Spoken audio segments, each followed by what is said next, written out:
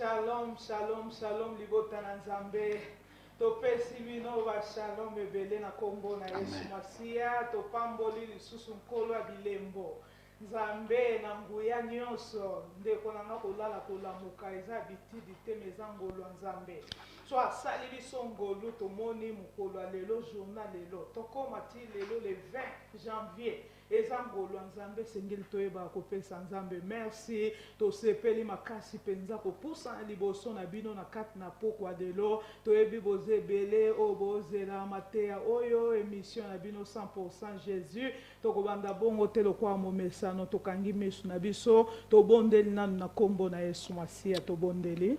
Éternel Dieu Tout-Puissant, Seigneur, merci. Merci beaucoup, Éternel Dieu Tout-Puissant. Merci beaucoup, Seigneur Jésus-Christ, pour la grâce que tu nous as accordée ce soir, mon Dieu, mon roi, pour venir au-devant de ton peuple et pour parler de ta part, Seigneur.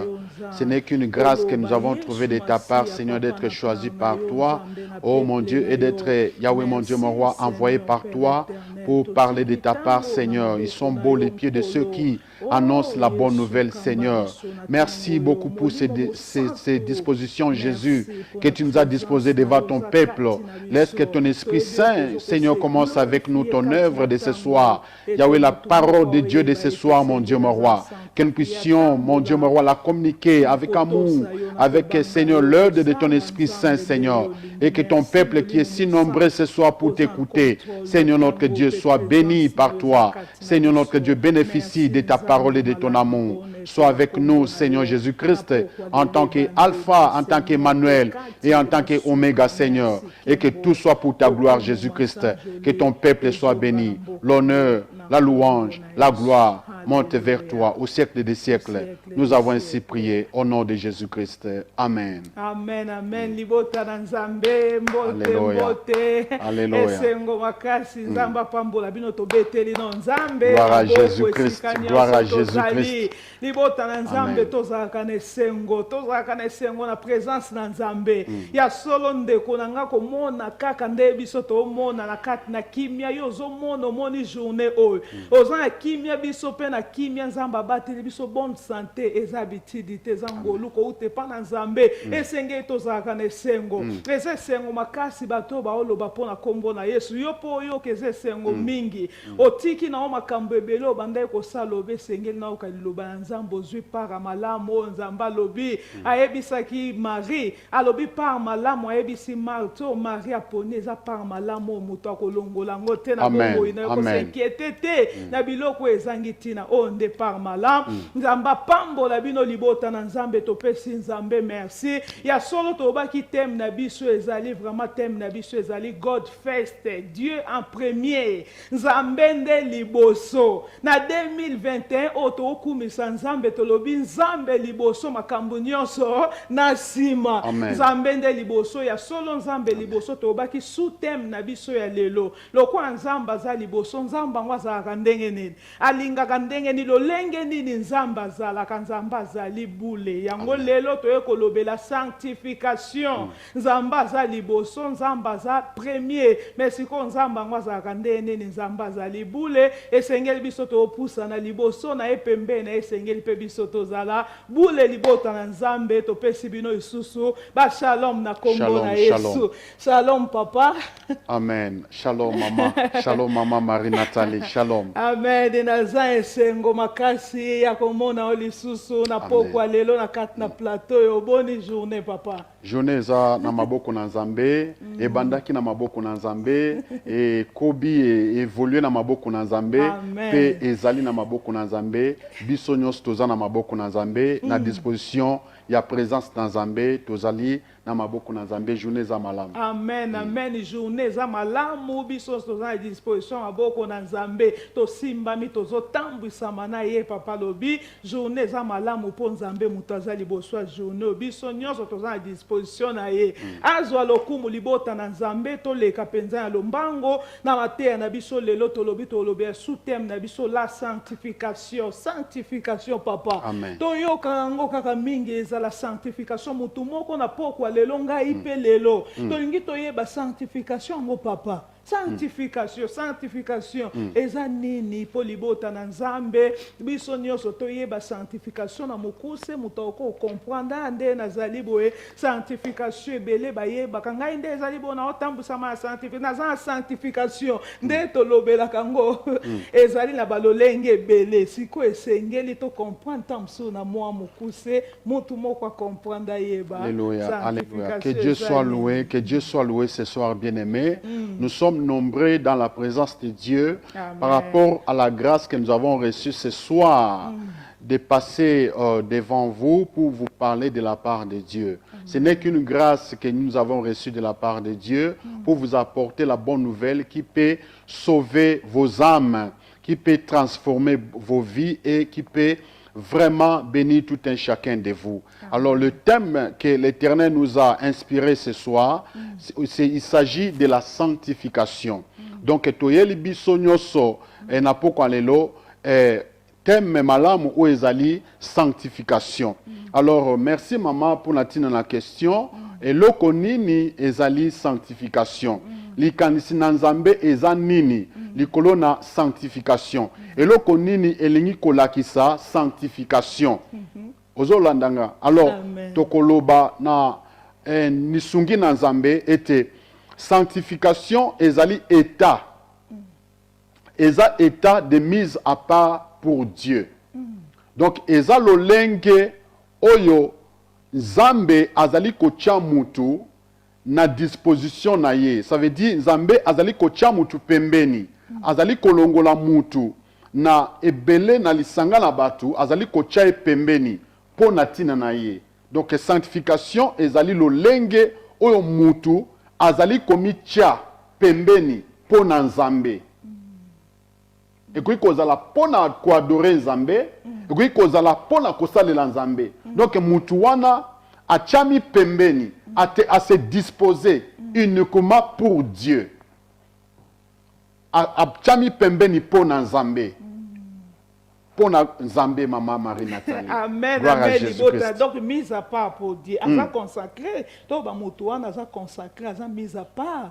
Amen. Alongwe na kati na bato ya pusa ni pembe na za donc pembe na za na kati ya loyengete na groupe bato te na kati nyonso ya loyengo bato nyonso tokei tozali bote ya pusa ni na pembe ni. Donc ezali lolenge o mutu azwi lolenge ya mutu oyo amiche pembeni. Ekoki kozala Nzambe akoki kocha mutu wana pembeni, akoki kocha libota wana pembeni, to mutu wana ye moko ami disposé, azwi conscience, amiche pembeni pona Nzambe, amiche na disposition ya Nzambe, alongwe dans la mêlée, alongwe na esika ya batu nyonso, alongwe na système ya batu nyonso, pe amiche pembeni pour la cause de Dieu, pour Dieu. Amen, amen, amen. Libota na Nzambe. Solo définition ngweza mukuse penza mutu wana za mise à part pour Dieu. Donc yo na ngai to za mise à part pour Dieu. Yo to olanda biso na poko lelo eza azarte, yo popusa liboso na Nzamba cha yo pembeni po amusambo ko zalo lenga batu nyonso te. Yo zalo lenga batu nyonso te. Ndenge balobaka te, ndenge bakanisaka te, ngape senge na kanisa ya loba lokwa bango na tambula ya lata lokwa bango, na penser lokwa bango biso to zali mise à part pour Dieu. Pour na mutu moko alinga biso aza feste Nzambe na biso toza mise à part Nzambe apambolo musali na Nzambe ya solo na mwa mukuse loko ne Nzamba cheyo na kati na panso ko zalo partager na biso Nzambe cheyo. Amen mama Nzamba apambola makasi. Alors kolandisa likanisi na Nzambe soki tokei na makomi na Nzambe pona kotala eloko ezali kolobela sanctification ou ezali sanctification maman. Donc tokotanga na Jean chapitre 17 verset 16 à 18 s'il vous plaît. Tozo makomi na Nzambe libota na Nzambe biso tozo makomi na Nzambe na Jean chapitre 17 verset 16 à 18. Tokoi kotanga. Ils ne sont pas du monde, comme moi, je ne suis pas du monde. Sanctifie-les par ta vérité. Ta parole est la vérité. Azongeli. Sanctifie-les par ta vérité. ta parole est la vérité. Amen. Comme tu m'as envoyé dans le monde, je les ai aussi envoyés dans le monde. Donc, awa, Yesu Christo nde azali koloba, ezlaki libondeli na ye, oyo, azali kosala epana tata. Alobi boye, alobi, ils ne sont pas du monde. Ça veut dire que, azali koloba pona tina na baye kolina ye. Azali koloba pona tina na ba oyo aponaki. Azoyeb sa tata lobi, tata, bango bazali ya mokilité. Amen. Malgré bazalaki na kati ya mokili, mais bazalaki ya mokilité. Bazalaki ko appartenir na mokilité, mais bazalaki ya nzambe. Amen. Yango ezali ko justifier o tolobi ke Yesu Kristo azwaka mutu. Ou bien nzambe azwaka mutu na mokili. A choisir ye, a poni ye, pe atie pembeni pour sa cause. Amen. Pour lui, pour sa gloire, pour son service. Yango Yesu Kristo awa, azali ko yebisa tata, azako bondela, azo yebisa tata wabi tata, bango, bazaya mokilité. Pourquoi? Parce que ya cela qui choix na ye likolo na bango. Chowana aponaki ba ekoli na ye, aponaki bango pona tina na musala moko songolo. Pona tina na mission oyo abongisaki pona tina na bango. Donc Yesu aponi ba ekoli. Yesu aponi ba disciple na ye pe atie bango na disposition na ye. Amen. Donc atie bango na disposition ya nzambe. Na musala na nzamba bengela ki bango na nzela Yesu Masia. Amen. Yango ezali kotalisa on a ti kopesa lokola définition koloba ete la sanctification est un état de mise à part pour Dieu. Eza lolenge ya kotia mapembeni pona tina na nzambe. Alors awa tozomona Yesu Kristo mutu aponaki ba ekoli, aponaki bango pe atie bango pembeni. Bazalaki na mokili, mais bazalaki à mokilité. Alléluia. Pourquoi? Bazalaki ko appartenir na mokilité. Pourquoi? Parce que Yesu Kristo a détaché bango na mokili, a tie bango pembeni pona tina na musala na nzambe pour la gloire de Dieu, pour le service de Dieu. Alors, ils ne sont pas du monde. Ils ne sont pas du monde. Appartenance na bango. Ezlaki susu na mokilité. Ya mokilité. Malgré na tangu wana, malgré bazlaki na mokili, mais bazlaki ko appartenir na mokilité. Amen. Alléluia. Amen. Ndenge mo pe lelo, bien aimé, Yesu Kristo asala choix na ye, likolo na yo, azoyo na mokili, asala choix na ye likolo na yo, asala élection na ye likolo na yo, Amen. alongoli yo na mokili, atie o pembeni, okomi mise à part, okomi propriété privée en Nzambe, parce que Yesu Christo atie o mise à part pour la gloire de Dieu, pour la cause de Dieu et pour le service de Dieu. Amen. Ça, c'est l'œuvre pure de Jésus-Christ. Ça, c'est l'œuvre où Jésus-Christ a kokisaki pour natina na bana nae. Oyo tozali. Amen. Oyo yope ozali, oyo bisope tozali. Amen.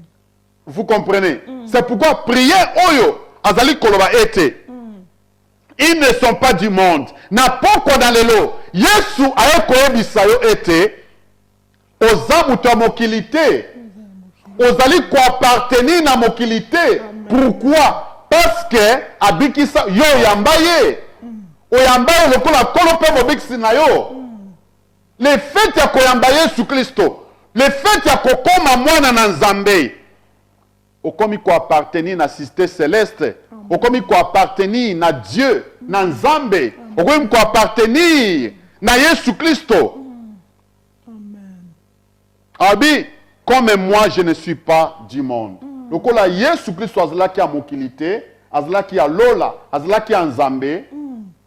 Ba oyo pe ya poni, baza ko appartenir na Nzambe, baza ya mokilité. Baza ko appartenir na Nzambe, baza ya mokilité. Ba komi lokola Yesu, oyo azali ko appartenir na mokilité mais azali ko appartenir na lola na nzambe nangona yo muto pona Yesu Kristo yo muto ndimela Yesu Kristo yo mutu oyo oyamba Yesu Kristo na bomo na yo na motema na yo ondimela Yesu Kristo lokola kolo pe mobikisi na yo yeba ete choix oyo élection oyo esalama pe pona tina na yo okoma ya nzambe okoma ya lola okoma ya nzambe okoma ko appartenir na nzambe okoma na identité céleste atozo fana la mokili mais identité na yo eza céleste oza ya mokili te oza ya nzambe oza ya bokonzi na nzambe oza propriété privée ya nzambe. Que Dieu soit loué, maman Marie Nathalie. Amen, amen. Nzamba zwa lokumo papa to koma ya nzambe to mise à part na nzambe. To mise à part pour na nzambe ya soto za lokwa batu nyonso te sengeli to yeba ndenge makomi na nzambe nzambe alobaki na bayekoli na lobi atie bango à part lokwa ngana zali ya yo. Bango pe bazali ya yo. To na kata mokili o metozali ya mokili o te libota na nzambe nzamba pambolo musali na nzambe.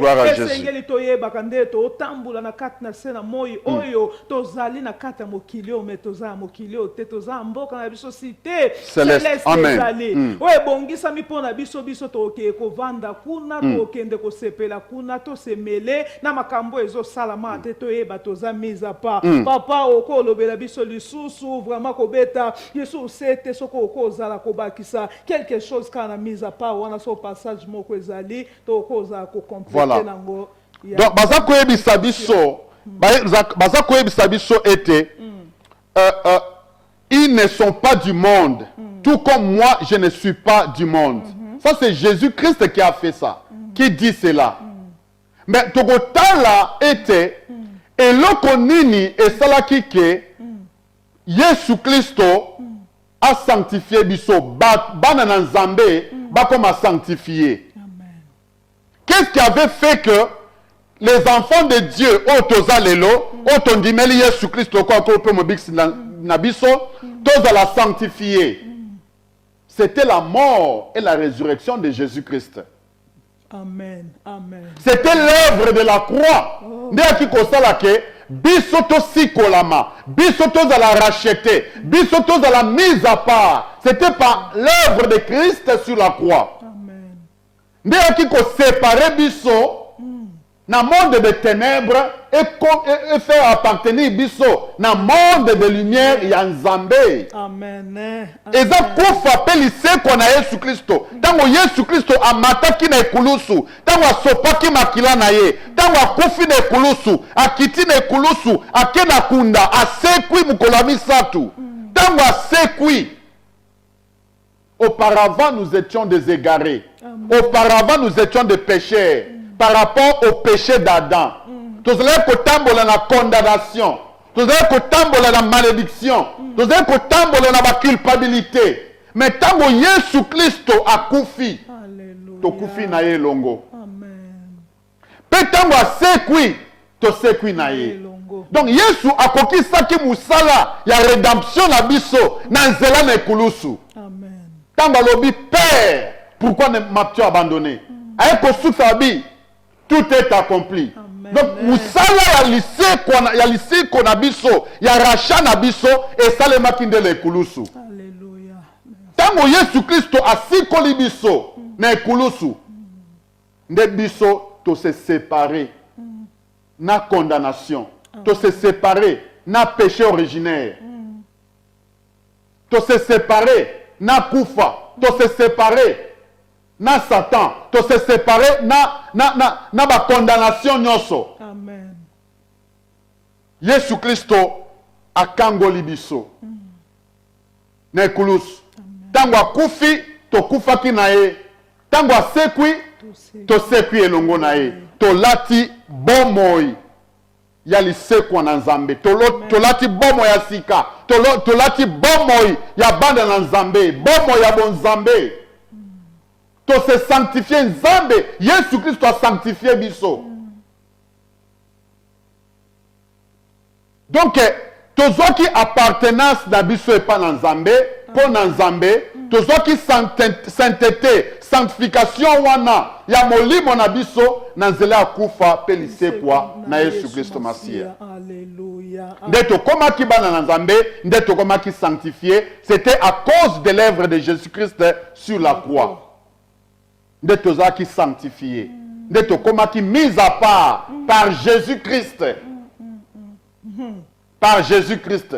Non, ce qui est Jésus-Christ a koufaka te, ce qui est Jésus-Christ a kangola kabiso te, ce qui est Jésus-Christ pe ase kwa te, tokoka ata ko benga ba santu te, tokoka pe ko benga ba bana Nzambe te, tokoka pe ko appartenir na Nzambe te, tokoka pe ko se sanctifier te.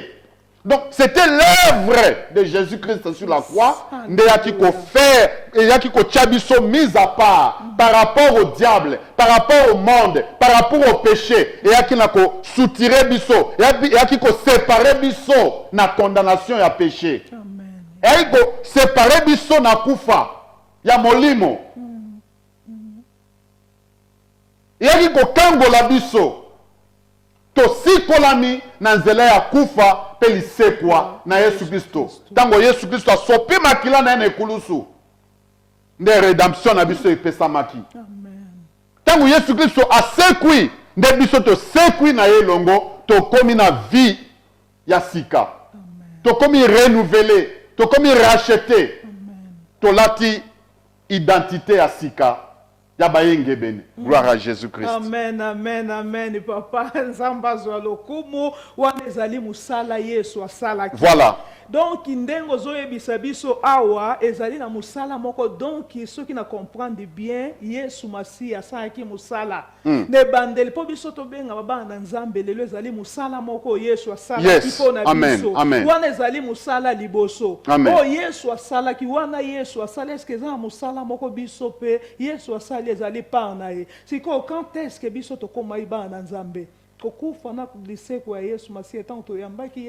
Voilà. Tango Yesu Kristo asilisi mission na ye, asilisi musala o ayaki ko sala pona humanité. Yesu Kristo ayaki pona ko kufela mokili mobimba.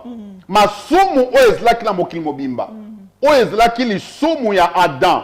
Les péchés qui nous retenaient, les péchés originaires.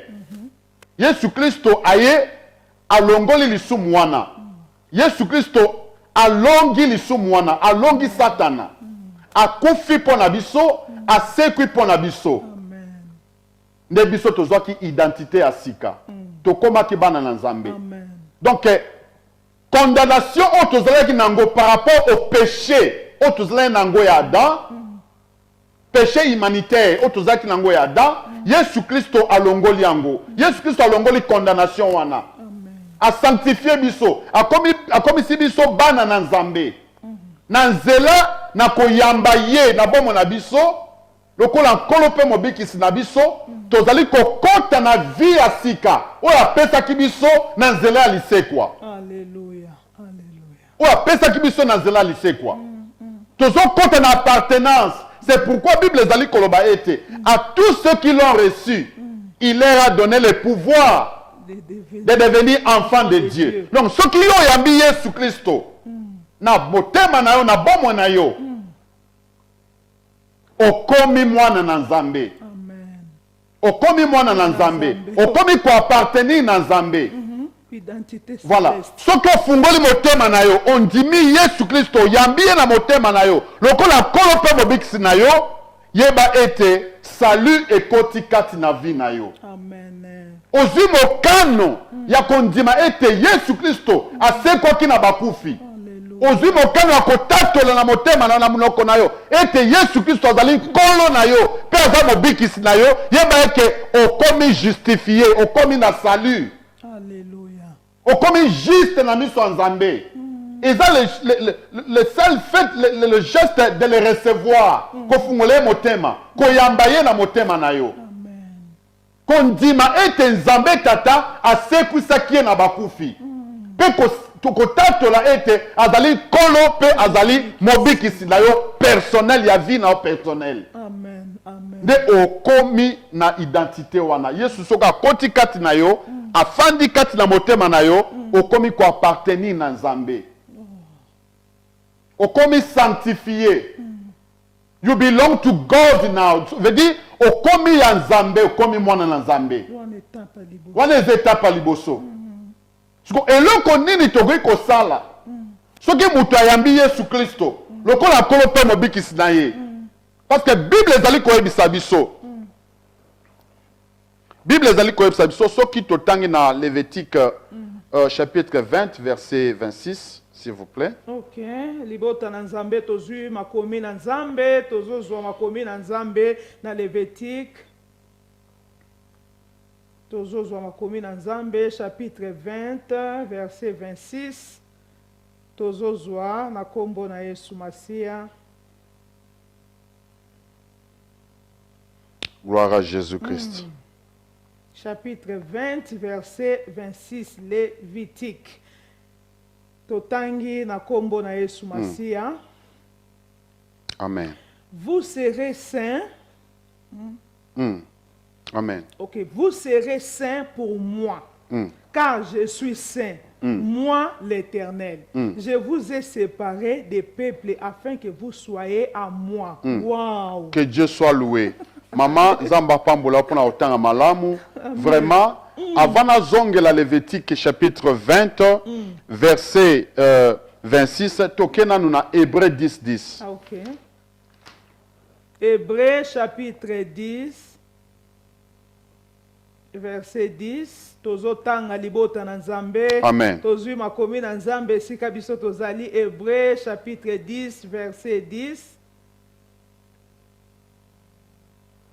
C'est à vertu de cette volonté que nous sommes sanctifiés par l'offrande du corps de Jésus-Christ une fois pour toutes. Amen, amen, amen. Que Dieu soit béni, bien-aimé. Amen. Bible ezali koyebisa biso, c'est par la volonté de Christ que nous sommes sanctifiés par l'offrande du corps de Jésus-Christ une fois pour toutes. Oh, alléluia. Donc, na nzela na likabo ya nzoto na Yesu Kristo ozoyokanga na mokano na nzambe, mokano na Yesu Kristo oyo andimaki komipesa lokola likabo, kopesa nzoto na ye lokola likabo po ete biso tobikisama, po ete biso tosikolama. Nde Bible ezali ko-atteste, Bible ezali ko-affirme, Bible ezali ko-confirme. C'est par la volonté de Christ que nous sommes sanctifiés. Alléluia. Donc, likambo ko se sanctifier, ou bien akomitia à part pour Nzambe, pour na kokumisa Nzambe, pour na kosalela Nzambe, likambo yako mitia à part ou bien ko se sanctifier, ezali volonté na Nzambe. Et où tu es pas dans Nzambe. Bible dit, c'est pas la volonté de Christ que nous sommes sanctifiés. C'est parce que Jésus Christ alingaki. Alingaki ko pesa nzoto na ye. Alingaki ko kufa pona biso. Alingaki ko sanctifier biso. Yango ami pesa ki ne kulusu. Pour te biso to sikolama. Veut dire quoi? Masumu o elataki biso. Mabe o elataki biso. Jésus Christ ami pesi lokola mbeka. Pour natina ko ôter ses péchés, ko expier péché wana. Amen. Merci Jésus-Christ. Pour natina ko longo la condamnation, ko longo la péché. Oyo elataki biso. Ko longo la kufa, oyo ezalaki na ba vie na biso, na nzela masumu oyo elata ba vie na biso. Yesu Kristo apesi nzoto na ye na ekulusu, amemi masumu wana oyo ezalaki na bavi na biso ya mokili, alati yango akeli yango na ekulusu. Pe Yesu Kristo ayebi na komipesa lokola mbeka, amipesi lokola mbeka, amipesi lokola mbeka pour la sacrifier nzoto na ye, ko se sacrifier à la croix pour le salut de l'humanité. Ça c'est l'œuvre que Jésus-Christ a accompli. C'était sa volonté, c'est sa propre volonté na ye. Aya kokufela yo, aya kokufela nga, aya kokufela yo ndeko ozali kolanda biso. Aya kokufela yo ndeko ozotala biso. Yesu ayaki ami pesa ki na ekulusu, ami pesa ki lokola mbeka. amemaki masumu na yo po ete yo tikala ozala mosantu oti ozala sanctifié par sa mort et par sa résurrection. Jésus-Christ s'est donné comme une offrande pour que toi tu sois sauvé. Alléluia. Jésus-Christ s'est donné comme une offrande sur la croix pour te racheter, pour te sauver, pour te sanctifier. Veut dire, ye azui masumu, ye azui kufa na biso, pour te biso tozwa sainteté, pour te tozwa vie. Yango toko mabana na nzambe. Tango akufi asekwi, alongi kufa, alongi masumu, biso tozwi vie, ya sainteté, tozwi vie, ya sanctification. Alléluia. Donc c'était la volonté de Dieu. Pour ça, il y a la sainteté parce que sanctification est un processus il y a la sainteté. Et ça processus il y a moi dans Nzambe où il y a kotambola mikolo nyonso, azali kozanango mikolo nyonso pour natina na ko sepelisa Nzambe. Moi dans Nzambe azali ko veiller na conduite na ye, azali ko veiller pour natina te lisumu e kota e fanda na nzoto na été, e fanda na vie na été. Amen. Azali qu'on se sanctifier. Azali qu'on se purifier. Amen. Alléluia. Alléluia. La sanctification.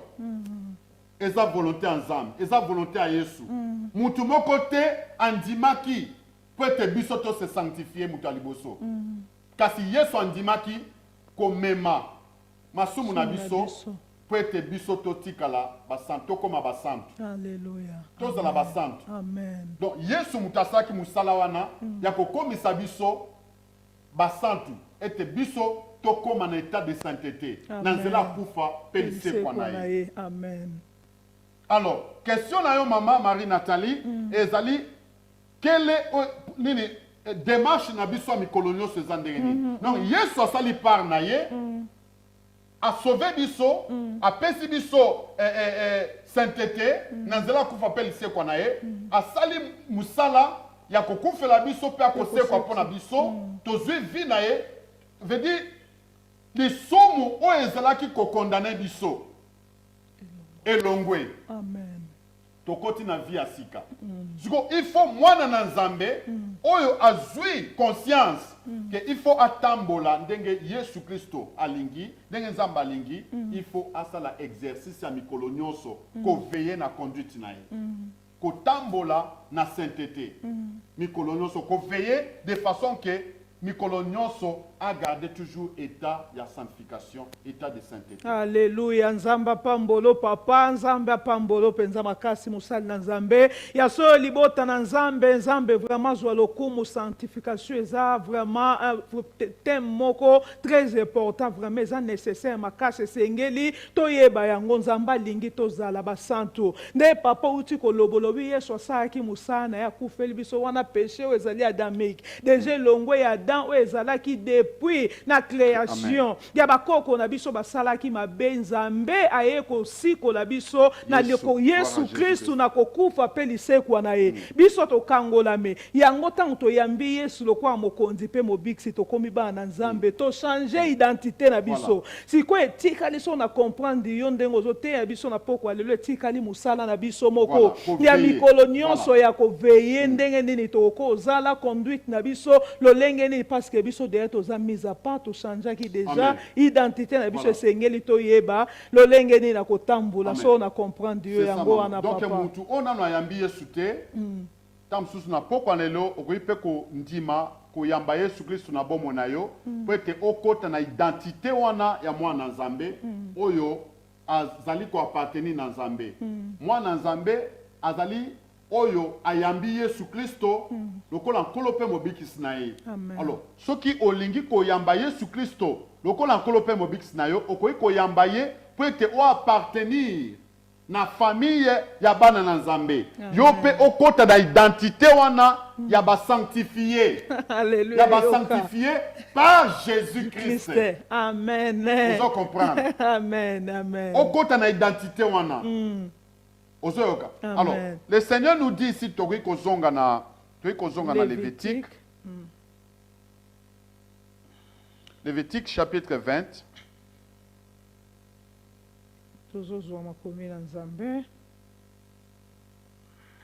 Dans Lévitique, chapitre 20, verset 26.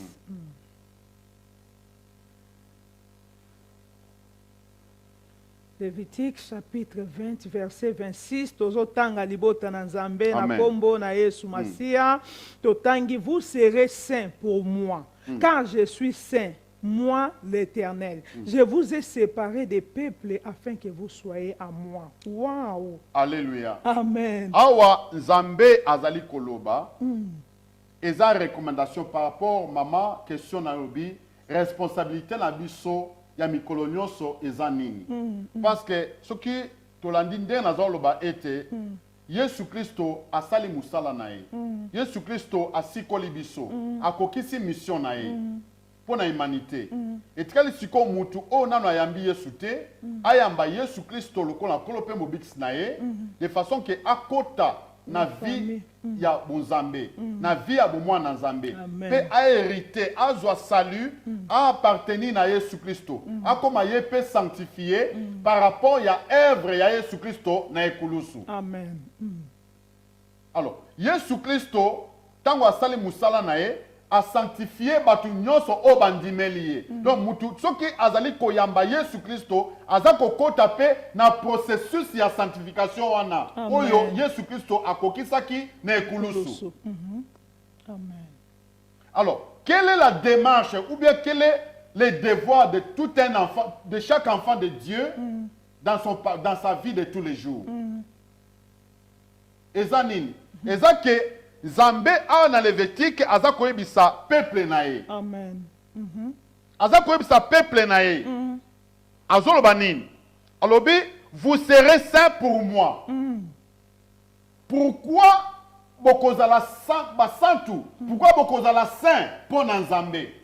Parce que Nzambe oyo akangola kibino na nzela na Yesu Kristo aza mosantu. Parce que Nzambe akokisaki musala na ye pona bino na nzela na Yesu Kristo. Alors, lokola atiki bino na mokili. Alléluia. Amen. Atiki bino na mokili. Pwete bosalela ye. Bo représenter, bo tosaye bosalela ye. Ezali devant na bino mikolo nyonso botambola ndenge ye azali. Amen. Zamba za ndenge nini?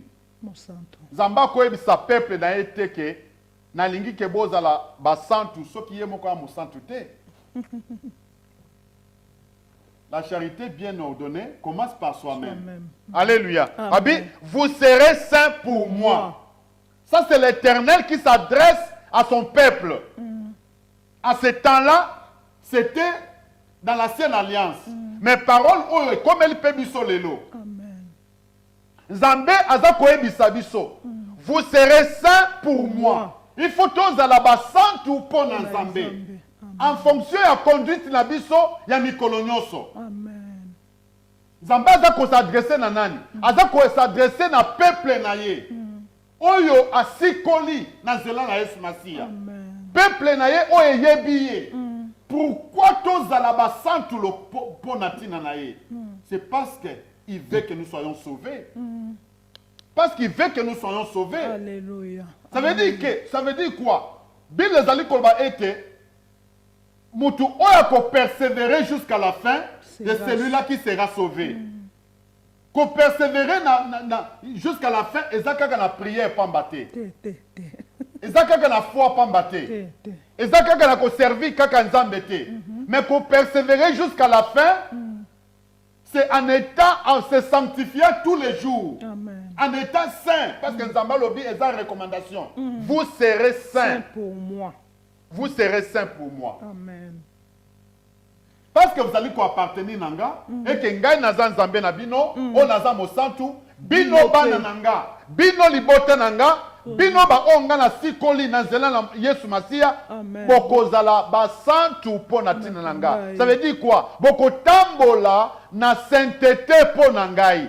Bino basali na ngai. Bino bana na ngai. Boko tambola na kobulisama. Boko tambola na sanctification po na tina na ngai. Alléluia. Amen. Amen. Vous serez saints pour moi. bokozala basantu mpo na ntina na ngai nzambe mpo naza mosantu mboka oyo ngai nafandi eza bosantu mboka le pays dans lequel je suis moi l'Éternel c'est un pays saint le pays céleste c'est un pays très saint et moi qui suis votre Dieu je suis saint je suis plus que 3 fois saint. Alléluia. Vous comprenez? Le service pour lequel je vous ai appelé de faire, auquel je vous ai engagé de faire, pour moi, votre Dieu, c'est un service saint. Amen. Beaucoup se sanctifier, beaucoup de la santu pour natina nanga, parce que nga za mo santu. Amen. Ça veut dire que na marche ya mikolo nyonso ya bana na Nzambe il faut to tambola na sainteté po to sepelisa Nzambe po to zala ndenge Nzambe azali po to kokisa posa na Nzambe no mutu oyo azolobaki aza mwana Nzambe mais azotambola na sainteté te azotambola na sanctification te azoboya masumu te akokisa mukano na Nzambe te ataza bishop ataza archibishop ata aza pasteur ata azali évangéliste ata azali nani soko ozobengama ya Nzambe ozobengama mosali na Nzambe po sepelisa Nzambe po kokisa posa na Nzambe elema ya liboso démarche ya liboso conduite ya liboso eloko ya liboso eza très important po na Nzambe oyo abengeli yo oyo abengi yo eloko eza très important po na Nzambe oyo abikisa yo eza kotambola na sainteté kotambola na sanctification mikolo nyonso bobo na yo yango nde eza mokano na Nzambe ozotambola na sainteté mpo na nanu yo moko te mpo na kosepelisa moto ya mokili te mpo na koaccomplir posa motu moko te ya mokili bozali kotambola na sainteté mpo na koaccomplir volonté ya Nzambe mpo na kotosa Nzambe eza mpo na Nzambe parce que mboka oyo Nzambe afandi azali oyo azozelela yo na suka ya voyage no na mokili eza mboka oyo eza bule eza mboka oyo eza bosantu eza mboka oyo ezali pur parce que ye moko aza bosantu aza mosantu. Alléluia. Alléluia. Amen. Que Dieu soit loué. Amen. Abi, car je suis saint. Car je suis saint. Pwete ngai Nzambe naza mosantu. Non, mutu olinga sepelisa Nzambe. Ezala na vie chrétienne. Ezala na croyance na ye pa na Nzambe. Processus ya liboso ezana nu kobulisama. Ko se sanctifier. Ezana nu ko tia interdit pembeni. Ezana nu ko se séparer na péché. Ko se séparer na interdit nyonso. Alléluia. Amen. Parce que Nzambe wana aza mosantu. Nzambe oto dibeli kombo na Yesu Kristo Masia. Nzambe wana abulisaki biso na nzela na musala nene kulusu. Sko ye asilisi pa na ye. Sko biso pa na biso avant tokota lola pa na biso mikolo nyonso ezali kotambola na sainteté. Parce que ye azali mosantu, ye nani, ye Nzambe. Alobi, car je suis saint, moi l'Éternel. L'Éternel. C'est l'Éternel qui est saint en premier. Nzambe tolobaki ke totia liboso na ebandeli ane oyo aza mosantu. Donc ce qu'on lingo sa na nous volonté Nzambe bien-aimé. Ce qu'on lingo sa la volonté Nzambe na ane oyo bandana nous kotambola kozwa décision ya kotambola na sainteté. Zwa décision ya kotambola na sainteté. C'est ça la première volonté de Dieu. Si vous avez un vrai serviteur de Dieu, un vrai ami de Dieu, commence d'abord à marcher dans la sainteté. Parce que c'est la volonté de Dieu. Abi, car je suis saint, moi l'Éternel. Maloba o eza ya kalate, maloba o eza ya lelo. Zamba kotibiso na 2021, alobi pointe to silisa, ane na elonga na kimia na succès na volonté na ye to bandane na sainteté. Devoir ya liboso eza na nu sainteté. Kotambola na sainteté. Parce que eza Nzambe muto a ordonné, eza ordre ya Nzambe. Amen. Alléluia. Amen. Amen. eza ordre ya nzambe soki na ebandeli ya ne oyo pe kino ane kosila tolingi tosepelisa nzambe tobanda kotosa ordre oyo alobi vous serez saints pour moi tose sanctifier mpo na nzambe soki tolingi tokuta na nzambe na bapriere na biso tolingi tosepelisa nzambe na musala tosala mpo na ye tolingi tokumisa nzambe ndenge alingi tolingi tosala mokano na nzambe toyeba ndanu na kozala basantu lokola nzambe. Amen, amen. Gloire à Jésus-Christ, amen, maman. amen. Papa, dezo lobi penzo lobi mingi nzambe apambolo sengeli tozala saint lokola ya lingi lokola nzamba za saint yango wana to sepelisa nzambe zali ordre o nzamba opesa biso. O nzambe za message o eza très important. Tolobaki liboso, nzambe liboso, mais nzambe wana aza ndenge nini mama. Nzambe wana aza mosantu. Donc première démarche ya conduite na biso. Biso na bandeko nyonso mokili mobimba bana na nzambe église corps du Christ la première démarche o nzambe azali kosenga biso le premier pas dans notre conduite c'est de marcher dans la sainteté pour la kosepelisa nzambe na service nyonso tokosala na makambo nyonso tokosala mpo na Yesu Kristo mpo na nzambe na kombo na Yesu Kristo mpo toagreye motema na nzambe mpo tosepelisa motema na nzambe eza nanu tobanda kosepelisa nzambe tobanda na kotambola na sainteté. Amen, amen. Papa, ya solo zamba pambolo serviteur de Dieu, ya solo to bandana kotambula na sainteté parce que yango ndeza fongola. Soto lingi na nyoso tokosala pona. Amen, amen. Soto lingi to sepelisa nzambe sengeli to tambula sanctification na sainteté yango nde posa na nzambe yango na sanctification de kofongola ya biso ba porte. Ya solo conséquence nini ezalaka na mutu azali na manque ya sanctification, conséquence nango moto aboyi na ye azozala kaka azokipete aotambula na ye bongo na mokili azokipete conséquence nene mama nakoya na conséquence sima nazoya vraiment na nzambe nzambe na biso parce que atindi biso tosala mokano na ye donc conséquence wana na ko répondre yango mama mais tika si ça passage s'il vous plaît na si ça passage parce que ça ainsi dit l'Éternel. OK, merci donc eza ainsi dit l'Éternel bato belé na mokili tozo sambela na église par-ci par-là na corps du Christ tozo luka ainsi dit l'Éternel. Continue. Le vrai ainsi dit l'Éternel on zamba pesi ne bandeli ambula oyo abi vous serez saints pour lui. Vous serez saints pour moi ainsi dit l'Éternel. Amen.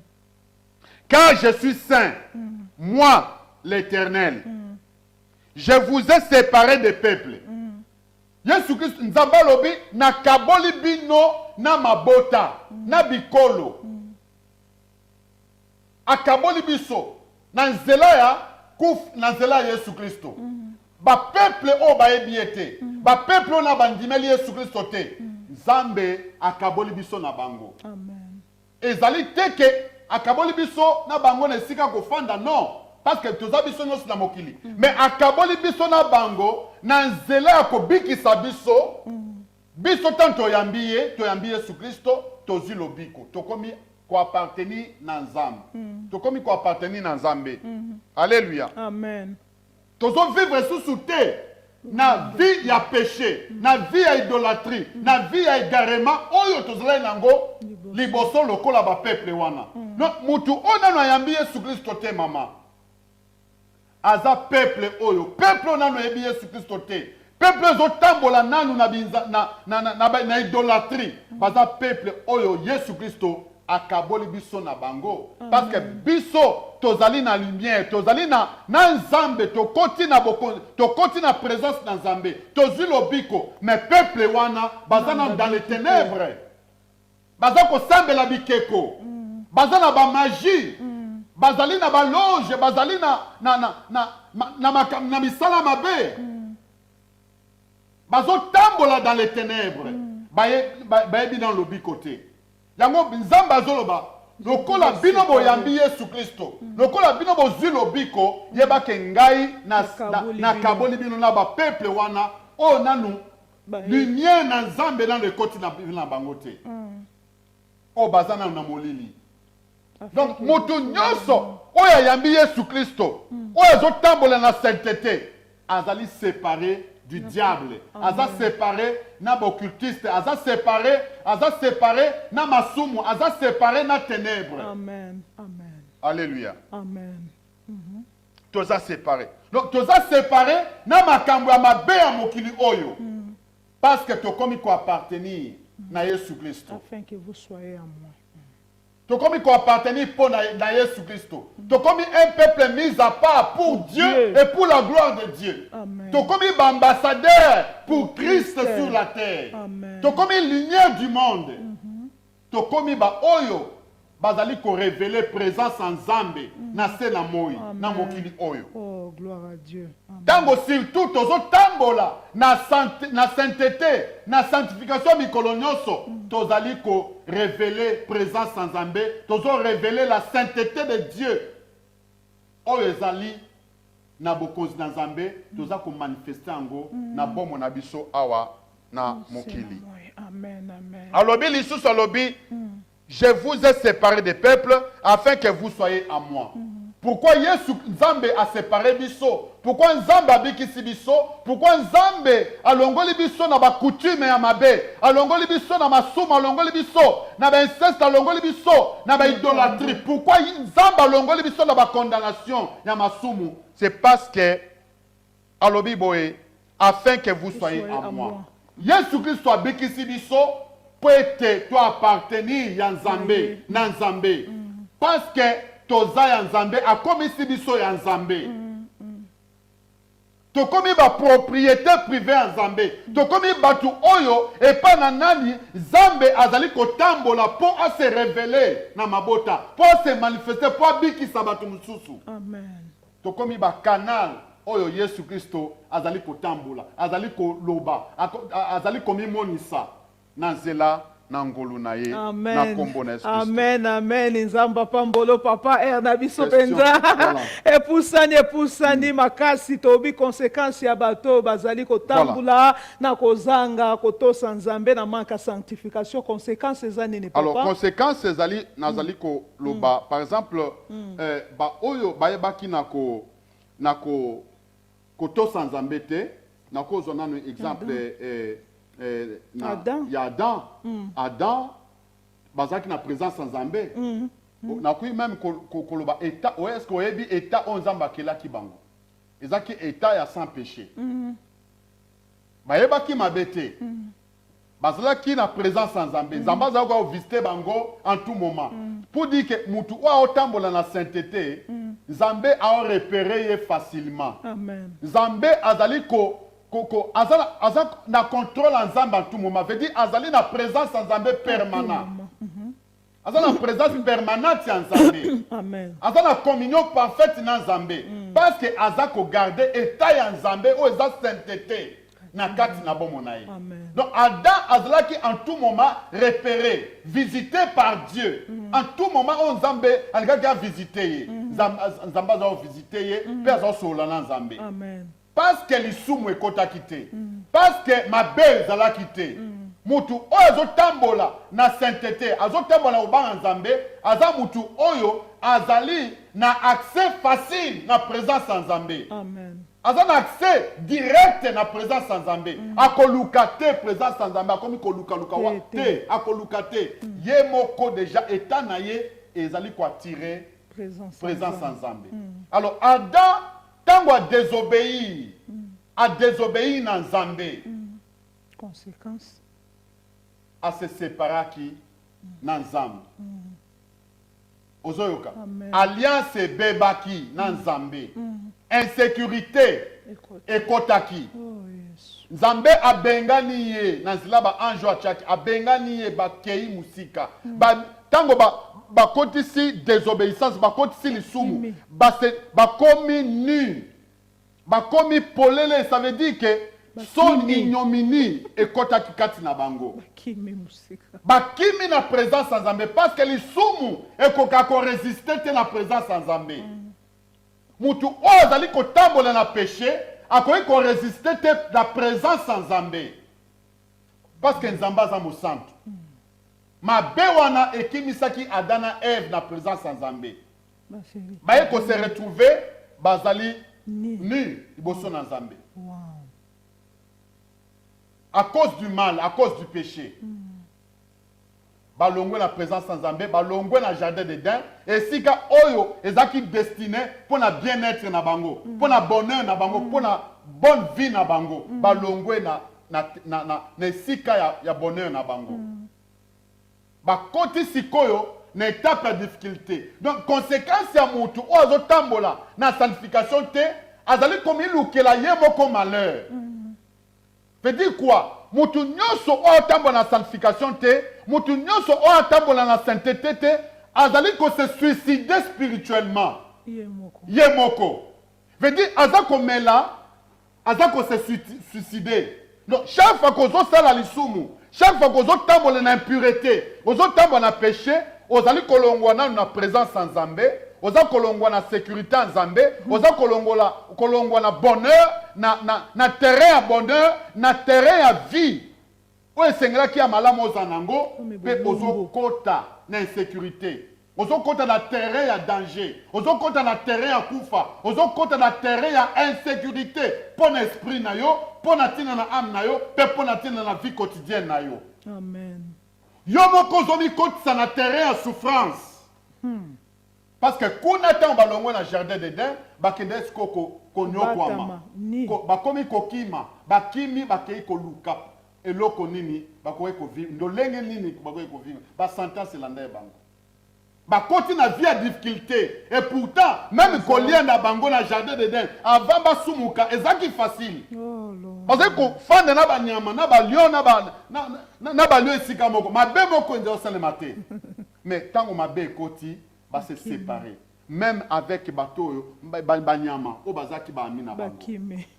Amen. Donc ezaka lisumu ezaka péché nde ezali kwa kokota kufa ezokota difficulté ezokota babe inimitié entre mutu na Nzambe ezopekisa même mutu azala béni, ce n'est que le péché. Amen. Amen. La conséquence c'est donc mutu azokota na insécurité spirituelle, azokota na insécurité physique, azokota na insécurité sociale.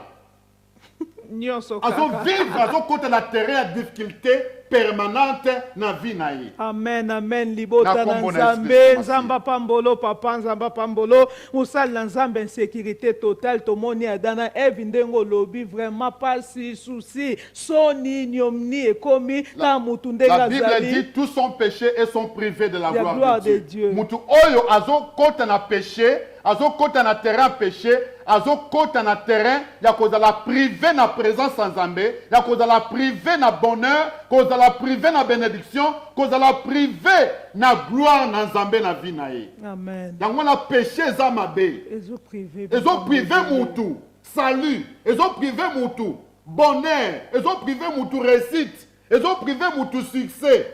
Il y a propre succès bien. Ezo privé mutu bien-être, ezo privé mutu joie. Mutwana okota na insécurité totale. Yango na mabe ezali na ko sumuka. Amen, amen, amen. Libota na Nzambe, Nzamba zwa lokumu ba conséquences ezamabe ezali ebele ya mabe papa ndengo lobi ya solo adana F bakoma ye musika to mona ta Josué tango akendaki bitumba Josué mboka mukieka ko ezali ai o mboka kuta tindi batu bakende ko explorer ngo batali babia ko tinda na bato ebele ta mebele te kuna o lexa era pamba baza peuple moko ezamuke to kobeta bango bakende kuna tango lisumu kota ki aye koma kilo kwa mboka moko munene na nzela nini aka interdit tangu nyonso to okoti interdit ndeko na nga sanctification ezate pasi kobeta mana kobeta eloko na wiko ebiso mama même nde tozabo na mokili na bamboka tofandi ezala mokonzi oyo azotam Nzamba permettre yo okota na pouvoir otambwisa mboka na yo okoma président okoma mokonzi mais soki yo comprendre teke Bible lobby, toute autorité vient de Dieu. Ce qui nous a fait sur Bokonzi, pour sa peuple. Mais ce qui nous a tambola na sainteté, ozo tambola na sanctification te. Yebake Bokonzi na yo est comme affecté. Tant tambola na sainteté te, otambola na sanctification te. Bokonzi na yo est comme affecté. Amen. Na péché, oyo yo ozali ko kotisa na conduite na yo. Alors, tant que péché continue à la vie na yo, bokonzi na yo mbala moko ekoti na insécurité. Bokonzi na yo ekomi affecté. Moyen oyebala kosalela bokonzi wana ndenge esengeli ezali te. Parce que le salaire du péché c'est la mort. Alors tant yo kotisi péché na bokonzi na yo, yeba ke kufa ekoti na bokonzi na yo. Moyen o diriger peuple wana ndenge nzamba alingi ekozala te. Amen. Il faut renoncer en ce moment-là aux conscience, aux identifier péché mabe oyo kotisi, au renoncer nango, au retrouver alliance na Nzambe, communion na Nzambe, pour être bokonzi na yo, eza makasi, eza na sécurité, pour eba kozala bénédiction pour na peuple, parce que yo mutoza liboso, soki kufa, soki mabe koti kati na yo, mabe wana ekokita kino na ezala na peuple mobimba. Voilà. Amen, amen. Papa, ya solo nzamba pambolo, ya solo ezaka na président. Moyen pays, parce que nzamba zomona, tango nzamba otala pays, aota na le président, muto acheye wana. Muto atambwisa. Ezala mboka, nzamba otala président. Ezala famille, nzamba otala papa. Ezala l'église, nzamba otala pasteur. Nzamba otala nanu responsable. Oyo ache sika wana, po atambwisa peuple na ye. Ce qui est responsable, on a zotambola au bang Zambé, atambola sainteté, atambola sanctification, Zambé aza ami, Zambé aza ko contribuer, Zambé aza même na responsabilité oyo apesio posa de lango ndenge ya lingi. Mais tant yo baby ici, on compte ici interdit. Yeba ke ebandeli ya échec yangwana na responsabilité nzamba pesio. C'est pourquoi tu es obligé en tant que bana na Zambé, to tambola na sanctification, to tambola na sainteté de façon que esika nyos tozali na ba responsabilité toza nango, to tambola ndenge esengeli, to mema yango, to salelango ndenge esengeli elongo na Zambé. Dans la Bible avec Dieu nous ferons des exploits. C'est-à-dire quoi? Avec Dieu qui est saint, avec la sainteté, avec la sanctification, c'est alors que nous ferons des exploits. Parce que Nzambe oazamo santu, akofanda kati la biso, otozako se sanctifier, pe akolongi sa biso, to osala makamba minene. Que Dieu soit béni. Amen, amen, amen. Ya solo libota na Nzambe za bongo tokosa ba exploit tangu sainteté Yesu azali saint azakati na biso pe to otambula lolenge ya lingi to sa ba exploit. So ke azali sainteté zate sanctification zate na kati ya bomo ina biso to luka via ko bulisa mate eloko te to ko bunda na ba prière to ko lata to ko beta na makofi na mi to ko zoka na maboko mitu e ko swa. Ezala jeune ozosala banana kosala jeune Nzambe asunga yo otambo na sainteté. Eza la prière ozosala tambola na sainteté pour Nzambe ayeba na koyeba koyoka prière wana. S'il vous plaît maman, ce tangi na Jean. Jean chapitre 9. Noki poto tozokoma na suka s'il vous plaît. Amen. Totanga nanu na Jean chapitre 9. Jean chapitre 9. Verset 31. Lucas, Jean chapitre 9. Voilà. Papa? Nous lisons dans le livre de Jean chapitre 9 au verset 31. La Bible nous déclare, nous savons que Dieu n'exauce point les pécheurs. Mais si quelqu'un l'honore et fait sa volonté, c'est celui-là qui l'exauce. Amen. Donc, nous avons une bonne résolution.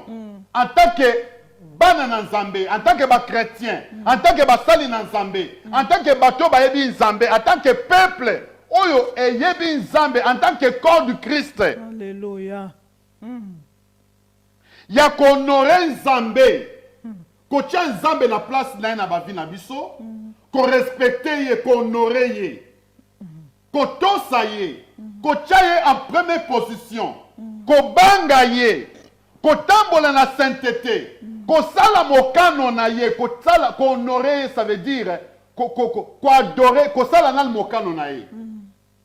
Na koluka koyeba ndenge nini to ba honoraka Nzambe eza kopesa e valeur o ebongi na ye ko honorer Nzambe eza kopesa Nzambe valeur esika na ye na ba vie na biso. Amen.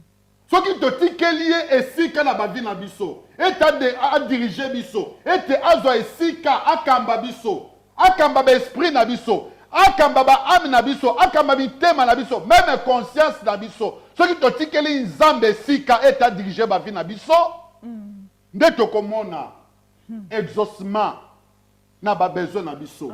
Tokomona solution oyo esengeli na bomo na biso na mabota na biso na bamboka na biso na baresponsabilité na biso toluka nanu kohonore nzambe ezala président ezala mutu nini ezala paster ezala mondimi ezala ekolo nini toluka nanu kohonore nzambe ane oyo eza nanu na ebandeli soki tongi na komona bakalamité te soki tongi tomona bakalamité te na bavile na biso tohonore nanu nzambe totambola na sanctification tosala volonté ya nzambe toluka esika nyonso tozali toluka koyeba volonté ya nzambe toluka kosalela nzambe totika mayele na biso pembeni bible ezali koloba ete ne soyez pas sage à vos propres yeux totie mayele na biso mingi liboso totie baexpérience na biso mingi liboso totie baage na biso mingi liboso totie bamariage totie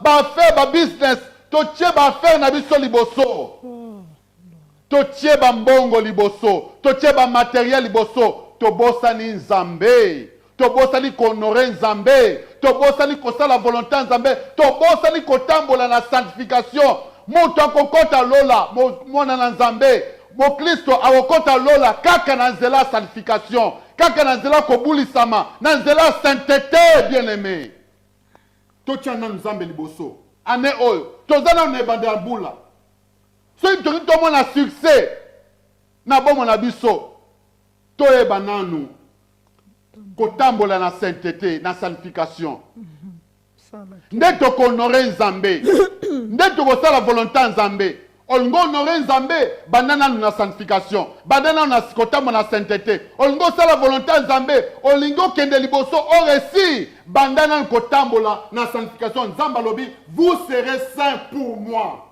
ane oyo il faut tozala basantu mpo na nzambe amen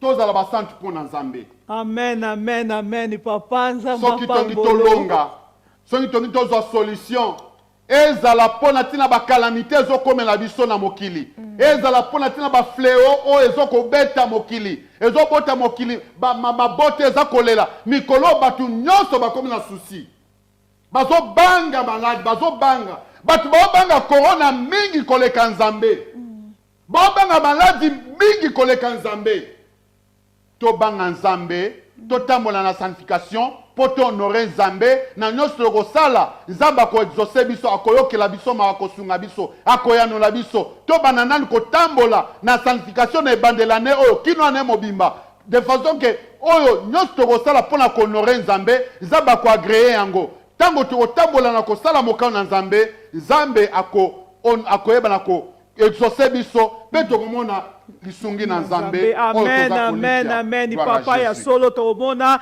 lisungi na nzambe sengeli totambula sanctification papa eza très important loko zoloba to honore nzambe tozala ndenge azosenga biso tozala bule ya so libota na nzambe lelo tokomi mingi papa koluka mingi toluka ba sacrifice sengeli na sala boye na tambula boye yango zomona awa Josué alongi te parce que kota ki interdit o nzamba lingi te zaka lisumu sanctification ezofongola ya biso baporte oza likambo ya satana te ntango oza likambo ya satana te ata ye koluka yo nde yesu ayebisaki ata ye koluka ye azongisaki elete ekri akendaki mosika me so ye aye kokuta eloko na ye kati na yo deja ezali elema oyo ezoloba ndaku na ngai yango wana esengeli nasala nini nakota ndaku na ngai yango wana esengeli nakota esika na ngai yango wana eza lidusu oyo aomona nzela porte oyo ezali ndaku ezanga fongola libota na nzambe esengeli toyeba kotambusama na sanctification tokomona pasi te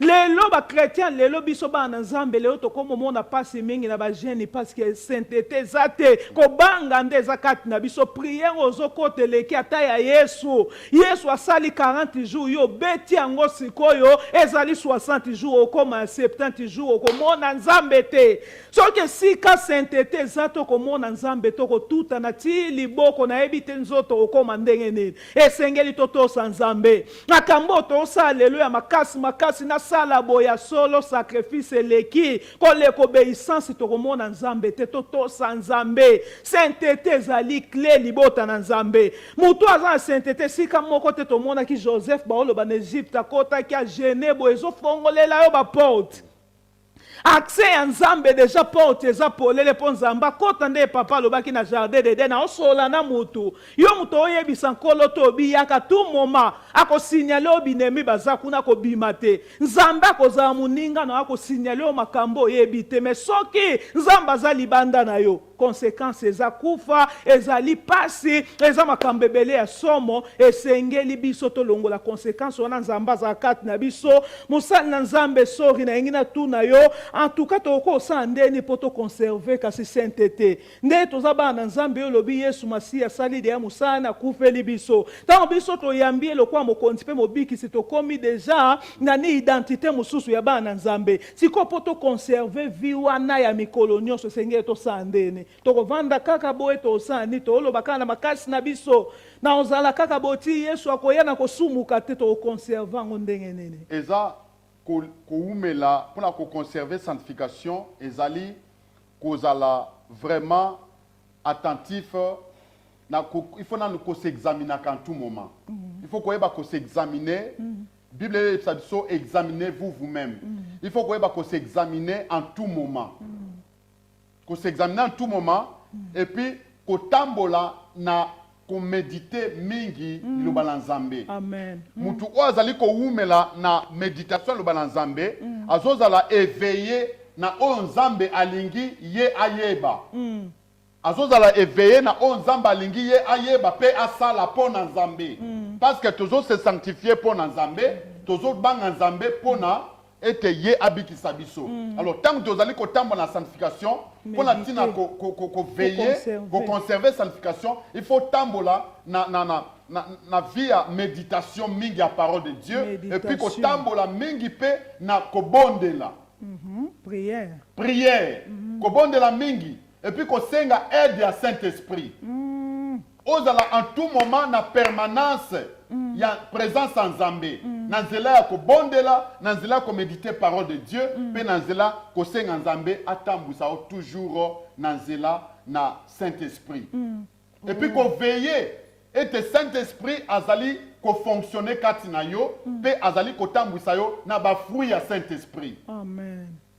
donc na lobe likambu ya méditation personnelle prière méditation personnelle la parole de Dieu prière peut qu'on s'examiner soi-même lobi na tambola kinderenini lelo na zanderenini est-ce que na za malam liboso en Nzambe parce que sanctification on a to ça les apôtres en Nzambe les apôtres au CP sans Nzambe parce que Nzambe muta ko agréer biso Nzambe oloba ke yo tambola malam ou bien ozotamba mabe alors tant oza ko s'examiner ozozonga kati na yo moko ozotala oza ko sala évaluation personnelle bilan ya conduite na yo oza ko s'évaluer personnellement okoyeba ndenini ko poussa liboso Nzambe ko bondela pe tango ko fungula makomi na Nzambe okoyeba koyeba bokano na Nzambe lobeli na Nzambe amen amen pe ko senga mingi ete na permanence ya Saint-Esprit kati na yo po ete etambusa yo po kokisa posa na Nzambe otambola ndenge Nzambe alingi na sanctification amen amen libota na Nzambe ya solo papa Nzamba pambolo lobe sengeli mingi to veye to zala baninga ba ekomi lokola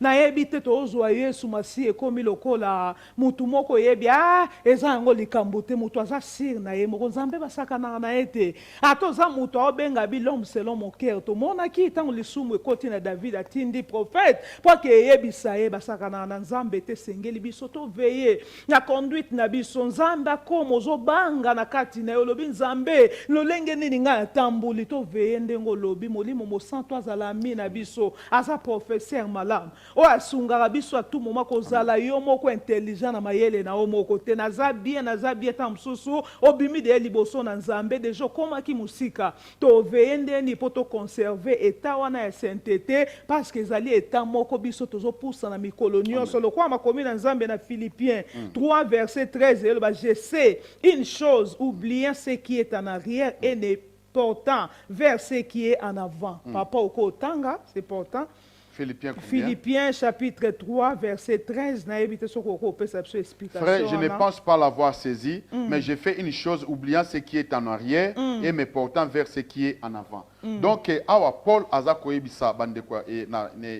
na Philippine ke esengeli ye azali kobosana oyo nyonso oyo ezali ya koleka ya kala. Donc, bien aimé, alobi, je ne pense pas l'avoir saisi. Donc, nana komi na butite, nana komi na suka te, nana komi na suka na course na été, na suka course na été. Alobi, mais j'ai fait une chose, oubliant ce qui est en arrière. En arrière ou en papa? Veut dire, bah, événement kala. Asa ko bosa na mabe ya kala. Asa ko bosa na ba souvenir ya mabe ya kala. Asa ko bosa na même, bah, effort na ye wa sala, ba condition ya kala. Ba étape à l'écart, a bosa ni na ye. Mais azali ko considérer, oyo, oubliant ce qui est en arrière. En arrière. Ne pensez plus aux événements. Ne pensez plus aux événements passés. Voici, je vais faire une chose nouvelle sur le point d'arriver. Ne la connaîtrez-vous pas? Osez comprendre. Donc, awa Paul Azakoye Bisabiso était total ou ezali objectif nabiso. To bossa na ma mauvais souvenir ya kala. To bossa na mauvaise conduite ya kala. Totambola na via sika. Pe total objectif na biso. Yesu akoya mukolo Yesu akoya toye bate atati koyo ne tote abo Yesu akoya. Bata eza mabe. Bata même ezo pesa biso alarme ezo pesa biso ba signaux d'alarme. Ete Yesu akoyi koya à tout moment. En tout moment. Anytime. God can come anytime. Jesus can come back in anytime. Yesu akoyi koya en tout moment. Il faut tout fixer le regard Nabiso sur la venue, l'avènement de Christ. Sur la venue de Christ, bien-aimé. Alléluia. A tous là qui m'ont bomindé nini. A tous là qui m'ont mutuya kobo nini. A tous là qui m'ont tamilangwa nini. A tous là qui m'ont tamabe nini. Lelo Yesu Christo a eu ko changer yo. A comme so mutuasika. So ko pesie motema na yo. Ofungolele motema na yo. Pete ai o akota kati na yango kati na yo. Obikisama okoma mwana nzambe. Paul azalaki mobomi. Paul Saul azalaki mobomi. Azeko boma ba chrétien basala nzambe. Mais mukolo moko Yesu Kristo akutalaki na ye. Abomaki emoneli na ye ya kala. Ya koboma batu, ya kosala batu mabe. Yesu Kristo akutalaki na ye. Ndenga akutani na nga. Ndenga akutani na mama Marie Nathalie. Ndenga pa kokuta na yo da pokwa na elolo. Yamba Yesu na bomo na yo ndeko. Mukolo Yesu akoya okozala wapi? Soki Yesu Kristo aye lelo, yona condition vie na yo wana, yona bakade na motema, yona bilangwa, yona ekobo okosuka wapi pe destination na yo eza wapi. Bien aimé, soki Yesu Kristo aye akuti yo na condition masumu, destination na yo eza na lifelo okomi kosate. Mutu moko te akotika la libanda ya lola, entraîner kaka bon. Non. Donc, soit au continent lola, soit au pays directement dans l'ifelo. To bonga mapo, to zanga, n'enlèvement te. Yesu Christ akoya. To tambola na sanctification. To sanzambe. To tambola na sanctification pour na tina ko participer na enlèvement o Yesu Christo azakoya kalamingi te akoya. Amen, amen, amen. Papa Yesu Masi azo ya yango wana Paul azo exhorté ba chrétien lobby en oubliant ce qui est en arrière. Voilà. Alingi te yo kanisa mususu zali est-ce que oyeba misusu za kata msuba liwa. Mususu lobi nga za ki mo amuke moboti nanga kufe mususu pona mama na ye, mususu pona ndeko na ye. Mususu pona événement moko ta msuba sali mabe maki ya pardon. Mususu eko kanisa lokwa basalinga bopo alikambo mutu asali. Na maki ya pardon ce qui est Christ soyez akutio kaka na manka pardon yeba ke bien aimé okozanga lola okozanga komata na lola elongo na Yesu Kristo kotikala pe soko tikali na enlèvement okeite yeba ke destination na yo eza enfer. Donc tobosana makambo akala Yesu akobongo la olelo atozala ki mobomi ata mokili mobimbe yeba ke yonde oza mutu mabe. Yesu Kristo wa kutanaki na Saul soka kutani na yo akoti kati na yo a changer yo a commission mutasika pe mukile ye ba esute Ebosani. na présence dans Nzambe pe lobi konaye efandi ekoti kati na yo pe a transformer vie na yo abandi na yo histoire ya sika. Gloire à Jésus. Amen, amen. Ya solo ndeko na ngai yango Paul oloba osala eloko moko ya kobosa na so Nzamba koti kati na onde papa lobi ako transformer yo. Si le fils de l'homme vous a franchi, vous serez réellement libre. Ya solo koza réellement libre Nzamba ko kangola ko transformer ndeko na nga tika makambo akala. Tika ko penser na makambo ezali ya kalonga na kufela mutu nga ko sani na ngene biso na kata Bible ezape ya moi c'est moko Esther. Ye bazanga ki baboti nous sommes entourés. Tozali na bato bazali bango pe bazalaki na même situation que yo. Oh yo kuto lo batam susu yo zali bien mama na ya kola ki papa na yo amona ki otam so koli oboti misusu watiki bango bazaba ya mike makoloba nini abina sambela te likola mutu wana salinga mabe azwi ndaku nanga azwi lupangu nanga salinga botala likambo ya salinga limbisa pardonner la saint liboso Nzambe sanctification ko fongole ya biso ba porte ko za malamu liboso na Nzambe muko moko biso to mona Nzambe sanctification sunga ka papa et active ka présence Nzambe sanctification za assurance oyo za nango na kati ya bongo assurance des jours yo simbi force assurance vous êtes déterminé vous êtes convaincu que ce qui Yesu Christ aye lelo ngai na komata na komona e des jours na tozo de la kaka Yesu Masia. Amen. Toza la ready déjà. Amen, amen. Libota na Nzambe toza la ready papa na mukuse na mwa mukuse eloko nino okoloba pona sanctification lelo otoko retenir. Eza très important tant que ba na Nzambe lelo biso toko retenir nene. Maman Nzamba pambola yo. Bible ezali koloba na Hébreux chapitre 12 verset nango 14 tukutanga na lumbangu Bible lobi recherchez la paix avec tous et la sanctification sans laquelle personne ne verra le Seigneur. Donc ezali recommandation ya Nzambe recommandation molimo musantu pona tina na mutu nyonso ezala bana na Nzambe ezala o nano ayambi esute. Donc toluka kimia na mutu nyonso pe na sanctification tobulisama na nzela na yango soki to zwi kimia tozana kimia na mutu nyonso pe tozo tambola na sanctification nde tokokota na bokonzi na Nzambe. Recherchez la paix avec tous. Donc to tambola na sanctification to bulisama to tambola na ndenge Nzamba lingi nde ba prier na biso ekoye to tambola na sanctification nde ba prier na biso ekozala exaucer. To tambola na honorer Nzambe to tambola na kosala volonté Nzambe na nzela na sanctification nde Nzambe akoyeba na ko exaucer biso pe Nzambe akoyeba na kokota biso na bokonzi na Nzambe.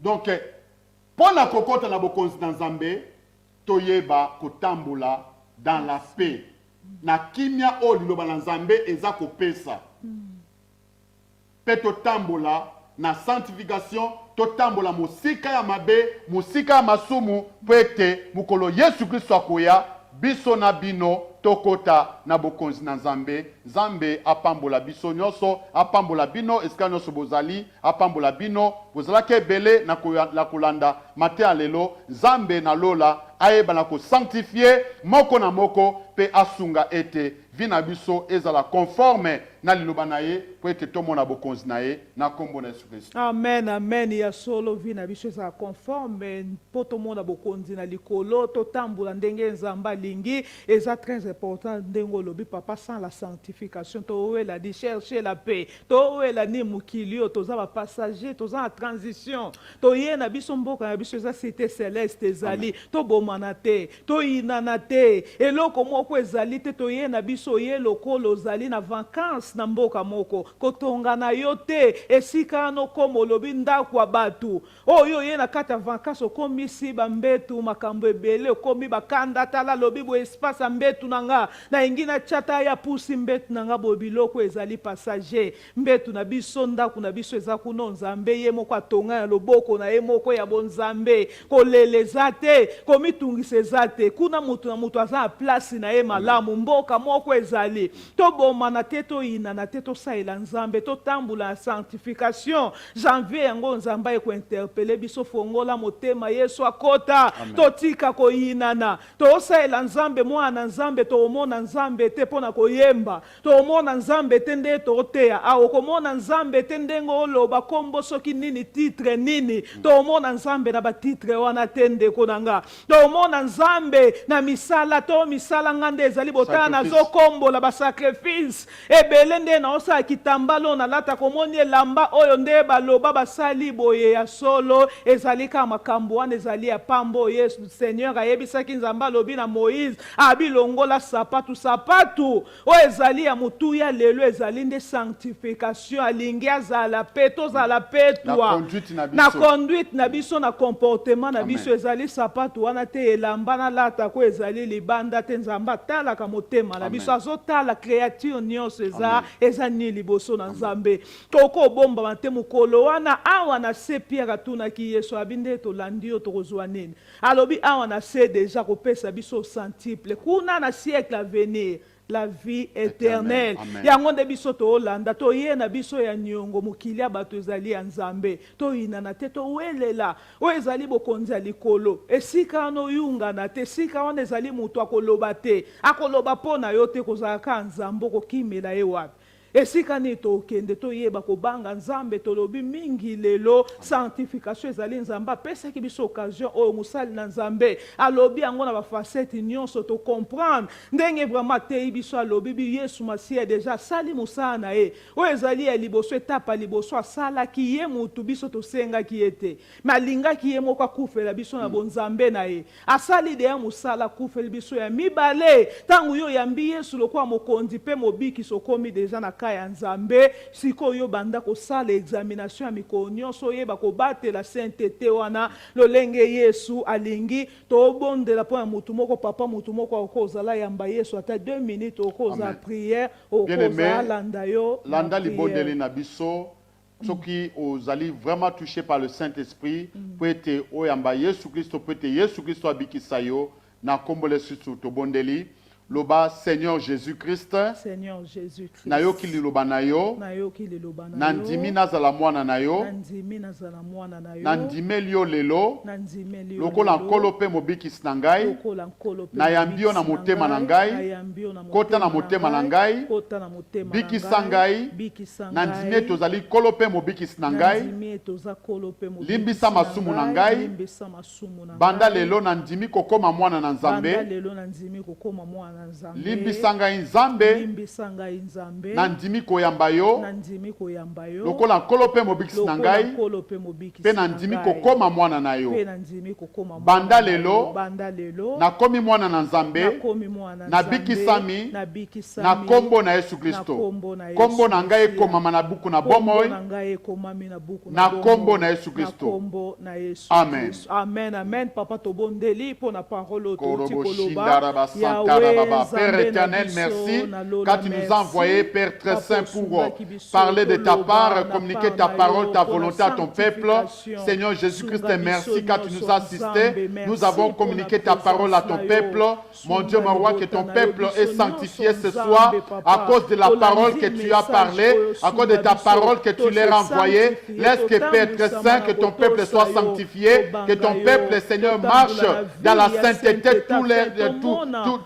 tous les jours de leur vie et qui se sanctifient pour toi, afin que Père très saint, mon Dieu, mon roi, qui t'appartienne, afin qu'ils soient sauvés. Que cette parole habite dans leur cœur, que cette parole soit, mon Dieu, mon roi, Yahweh, mon Dieu, mon roi, dans leur vie, que cette parole soit vécue par leur vie, mon Dieu, mon roi, et qu'ils vivent la sainteté, qu'ils vivent la sanctification tous les jours de leur vie, afin que le jour que Jésus-Christ viendra, qu'ils participent aussi à l'enlèvement, Seigneur. Que ton peuple soit béni d'avoir écouté nombreux ta parole et qu'il la mette en pratique et qu'il soit béni par toi au nom de Jésus-Christ. Bénis tes enfants, bénis ton peuple et que tout soit pour ta gloire. Nous avons ainsi prié au nom tout-puissant de Jésus-Christ. Nous disons gloire et louange à toi, Seigneur Jésus-Christ. Gloire et louange à toi, Seigneur Jésus-Christ. Amen. Amen, amen, amen. Que Dieu bénisse au nom de Jésus-Christ. Amen. Amen. Amen. Amen. Amen.